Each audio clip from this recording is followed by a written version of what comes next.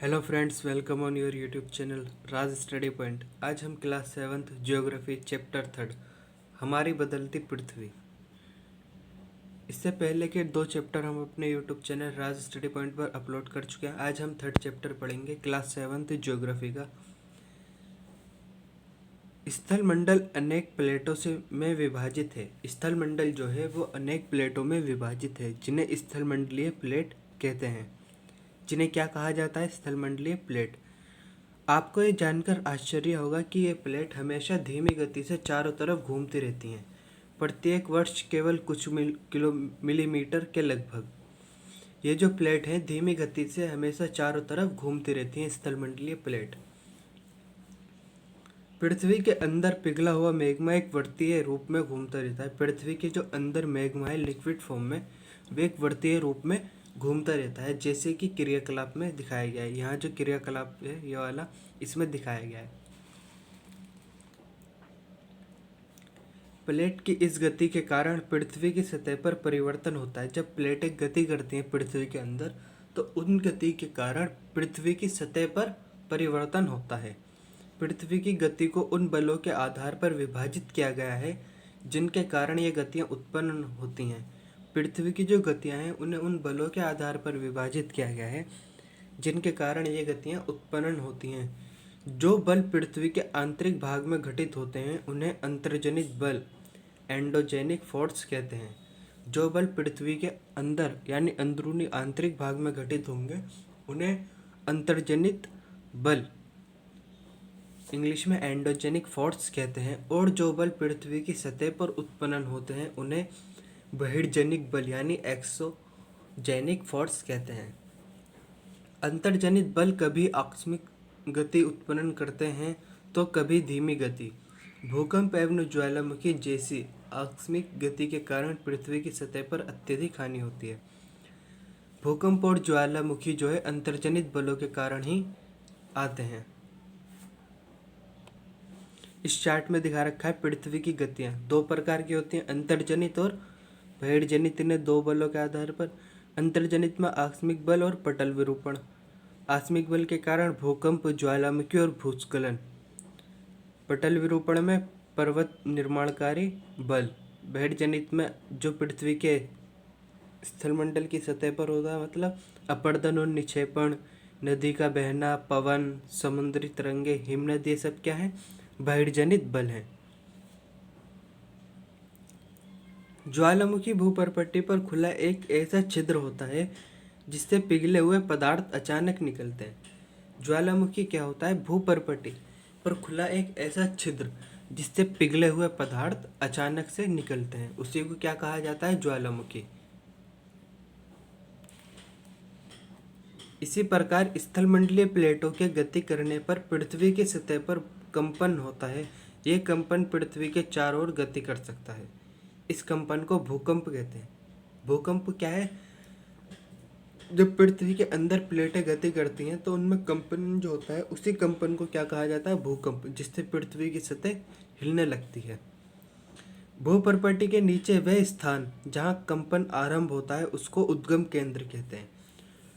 भूकंप के संबंध में 2 पॉइंट आते हैं, एक उद्गम केंद्र और एक अधिकेंद्र। उद्गम केंद्र क्या होता है? भूपर्पट्टी के नीचे वह स्थान जहाँ कंपन आरंभ होता है। भूपर्पट्टी यानी जमीन के नीचे, धरती के अंदर वह स्थान जहाँ भूकंपन आरंभ हुआ हो उसी को क्या कहा जाता है? उद्गम केंद्र, जहाँ से उद्गम हुआ है। और उद्गम केंद्र के भू सतह पर उसके निकटतम स्थान को अधिकेंद्र कहा जाता है। चित्र के माध्यम से समझने की कोशिश करेंगे। ये भूपर्पट्टी के नीचे वह केंद्र है, वह स्थान है जहाँ से कंपन आरंभ हुआ, इसको क्या कहा जाएगा? उद्गम केंद्र। और इसके ऊपर भू सतह पर ठीक 90 डिग्री के कोण पर होता है, इसको क्या कहा जाएगा? अधिकेंद्र। ये उद्गम केंद्र का निकटतम बिंदु है भू सतह पर, तो इसी को क्या कहते हैं? अधिकेंद्र। अधिकेंद्र से कंपन बाहर की ओर तरंगों के रूप में गमन करती है। अधिकेंद्र के निकटतम भाग में सर्वाधिक हानि होती है। जो अधिकेंद्र का निकटतम भाग है वहाँ सबसे ज़्यादा हानि होती है। एवं अधिकेंद्र से दूरी बढ़ने के साथ भूकंप की तीव्रता धीरे धीरे कम हो जाती है।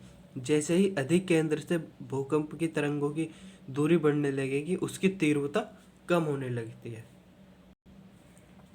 भूकंपीय तरंगे 3 प्रकार की होती हैं। भूकंपीय जो तरंगे हैं वे कितने प्रकार की होती हैं? 3 प्रकार की। फर्स्ट पी तरंगे जिन्हें अनुदैर्घ्य तरंग कहा जाता है। सेकंड है एस तरंग जिन्हें अनुप्रस्थ तरंगे, और थर्ड है एल तरंग, PSL। ये 3 तरंगे होती हैं भूकंपीय तरंगे। स्थानीय लोग कुछ सामान्य तरीकों से भूकंप की संभावना का अनुमान लगाते हैं, जैसे जानवरों का व्यवहार का अध्ययन करना, तालाब में मछलियों की उत्तेजना, सांपों का धरातल पर आना। इससे जो स्थानीय लोग हैं वह भूकंप के संभावना का अनुमान लगा लेते हैं। भूकंप का जो मापन है वह कैसे किया जाता है? भूकंप का मापन एक यंत्र से किया जाता है जिसे भूकंप लेखी कहते हैं। इसे इंग्लिश में सिस्मोग्राफ कहा जाता है। भूकंप की तीव्रता जो है रिक्टर स्केल पर मापी जाती है। रिक्टर स्केल पर भूकंप की तीव्रता मापी जाती है। इस स्केल का विकास 1935 में चार्ल्स रिक्टर ने इस स्केल की खोज की थी। अमेरिकन वैज्ञानिक थे चार्ल्स रिक्टर, इन्होंने ही रिक्टर स्केल की खोज की। जिस भूकंप की तीव्रता 2.0 अथवा उससे कम होती है उसका प्रभाव नहीं के बराबर होता है। अगर रिक्टर स्केल पर किसी भूकंप की तीव्रता 2.0 या उससे कम होगी तो उसका प्रभाव जो है ना के बराबर होगा। जिस भूकंप की तीव्रता 5.0 होती है वह वस्तुओं के गिरने में से क्षति पहुंचा सकता है। अगर कोई भूकंप 5.0 की तीव्रता से आया है तो वे वस्तुओं से यानी भवन गिर सकते हैं। जिस भूकंप की तीव्रता 6.0 अथवा उससे अधिक होती है वह बहुत शक्तिशाली, और जिसकी तीव्रता 7 अथवा अधिक होती है वह सर्वाधिक शक्तिशाली समझा जाता है। नेक्स्ट हम पढ़ेंगे मुख्य स्थलाकृतियाँ। अपक्षय एवं अपरदन नामक 2 प्रक्रमों द्वारा दृश्य भूमि लगातार विघटित होती रहती है। पृथ्वी की सतह पर शैलों के टूटने से अपक्षय की क्रिया होती है। जब पृथ्वी की सतह है उस पर शैलों को टूटने से क्या होता है? अपक्षय की क्रिया होती है। अगर पृथ्वी की सतह पर शैलें टूट रही हैं तो वे अपक्षय हो रही है। भूदृश्य पर जल, पवन एवं हिम जैसे विभिन्न घटकों के द्वारा होने वाले क्षय को अपरदन कहते हैं। वायु, जल आदि अपरदित पदार्थ को, वायु है, जल, ये क्या करते हैं? अपरदित पदार्थ को एक स्थान से दूसरे स्थान पर ले जाने का काम करते हैं और फलस्वरूप एक स्थान पर इसे निक्षेपित कर देते हैं। अपरदन एवं निक्षेपण के ये प्रक्रम पृथ्वी के धरातल पर विभिन्न स्थलाकृतियों का निर्माण करते हैं। अपरदन और निक्षेपण जो है इनसे पृथ्वी के धरातल पर विभिन्न स्थलाकृतियों का निर्माण होता है। नदी के कार्य। नदी के जल से दृश्य भूमि का अपरदन होता है। नदी का जो जल है उससे क्या होता है? दृश्य भूमि का अपरदन होता है। जब नदी किसी खड़े ढाल वाले स्थान से अत्यधिक कठोर शैल या खड़े ढाल वाली घाटी में गिरती है तो वे जलप्रपात बनाती है। जलप्रपात कैसे बनता है हम इस चित्र के माध्यम से समझेंगे। जैसे ये नदी बह रही है तो ये जो शैल है ये कठोर शैल है। इसके बाद जब नदी ने नीचे की साइड हुआ तो यहाँ जल की ये शैलों की कमी होती गई, इसमें शैल मुलायम आती गई, काटे जिससे नदी का जल काट सकता था। कठोर शैल को छोड़कर जब नदी के जल ने इन शैलों को काट दिया तो ये ऊपर से नीचे गिरने लगा। इससे क्या होता है? जलप्रपात का निर्माण होता है। जब नदी मैदानी क्षेत्र में प्रवेश करती है तो वे मोड़दार मार्ग पर बहने लगती है। इस नदी के इन्हीं मोड़ों को विसर्प कहते हैं। आपने अक्सर सुना होगा विसर्प। विसर्प क्या होता है? जब नदी मैदानी क्षेत्र में प्रवेश कर जाती है तो वह मोड़दार मार्गों पर बहने लगती है। इन्हीं मार्गों को क्या कहते हैं? मोड़ों को विसर्प कहा जाता है।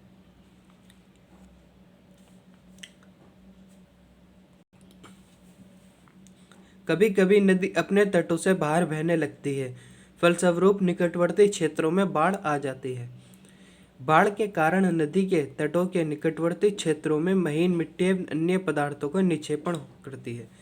जब नदी अपने तटों से बाहर बहने लगती है तो नदी के जो निकटवर्ती क्षेत्र हैं उनमें क्या आती है? बाढ़। क्योंकि नदी अपनी तटों को पार कर चुकी होती है और निकटवर्ती क्षेत्रों में पानी भर जाता है, इस कारण बाढ़ आती है। और बाढ़ के कारण क्या होता है, नदी के जो निकटवर्ती क्षेत्र है उनमें महीन मिट्टी एवं अन्य पदार्थों का नदी निक्षेपण कर देती है। ऐसी मिट्टी एवं पदार्थों को अवसाद कहते हैं। ये जो निकटवर्ती क्षेत्रों में बाढ़ द्वारा निक्षेपण हुआ है, इसी को क्या कहा जाता है, अवसाद। इससे समतल उपजाऊ बाढ़कृत मैदान का निर्माण होता है। इस क्रिया से क्या होता है, समतल उपजाऊ बाढ़कृत मैदान का निर्माण, और ये कृषि के लिए बहुत उपयुक्त माना जाता है। नदी के उथित तटों को तटबंध कहते हैं। समुद्र तक पहुँचते पहुँचते नदी का प्रवाह धीमा हो जाता है और नदी जो है अनेक धाराओं में बढ़ जाती है। इन्हीं धाराओं को वितरिका कहा जाता है। जब नदी समुद्र तक पहुंच जाती है तो उसकी जो गति है वो धीमी हो जाती है, जल का बहना, और नदी कई धाराओं में विभाजित हो जाती है, जिन्हें क्या कहा जाता है, वितरिका कहा जाता है। नेक्स्ट हम पढ़ेंगे पवन के कार्य। रेगिस्तान में पवन अपरदन एवं निक्षेपण का प्रमुख कारण है। रेगिस्तान में पवन जो है अपरदन और निक्षेपण का प्रमुख कारक है। रेगिस्तान में आप छत्रक के आकार के शेल देख सकते हैं, जिन्हें सामान्यतः छत्रक शेल कहते हैं। पवन शेल के ऊपरी भाग की अपेक्षा निचले भाग को आसानी से काटती है। हवा जो है वे शेल के ऊपरी भाग की अपेक्षा निचले भाग को आसानी से काटती है। इसलिए ऐसे शेल के आधार संकीर्ण एवं शीर्ष विस्तृत होते हैं। इसलिए ऐसे शेल जो होती है उनका आधार तो संकीर्ण और शीर्ष जो है वो विस्तृत होते हैं, क्योंकि पवन आधार को काट देती है, उसके नीचे वाले भाग को, ऊपर वाले भाग को मुश्किल से काट पाती है। जब पवन का बहाव रुकता है, पवन चलने पर यह अपने साथ रेत को एक स्थान से दूसरे स्थान पर पहुंचाती है। जब पवन रेगिस्तान में चलती है तो वो वहाँ के रेत को उठाकर एक स्थान से दूसरे स्थान पर पहुंचाती है। जब पवन का बहाव रुकता है तो यह रेत गिरकर छोटी पहाड़ी बनाते हैं। इनको क्या कहा जाता है, छोटी पहाड़ी को रेत की बालू का टिब्बा। जब बालू कण महीन एवं हल्के होते हैं तो वायु उन्हें उठाकर अत्यधिक दूर तक ले जा सकती है, लेकिन इसकी शर्त क्या है, बालू कण महीन और हल्के होने चाहिए। और जब ये बालू कण विस्तृत क्षेत्र में निक्षेपित हो जाते हैं तो इन्हें क्या कहा जाता है, लोएस। और लोएस का उदाहरण चीन में है। चीन में विशाल लोएस निक्षेप पाए जाते हैं। इस चैप्टर में हमने इतना ही पढ़ेंगे, क्योंकि ये चैप्टर फिनिश हो चुका है। मिलते हैं नेक्स्ट वीडियो में। चैप्टर अच्छा लगा हो तो लाइक करें, वीडियो अच्छी लगी हो तो अपने फ्रेंड के साथ शेयर करें, और हमारे यूट्यूब चैनल राज स्टडी पॉइंट को सब्सक्राइब करें। Thank you.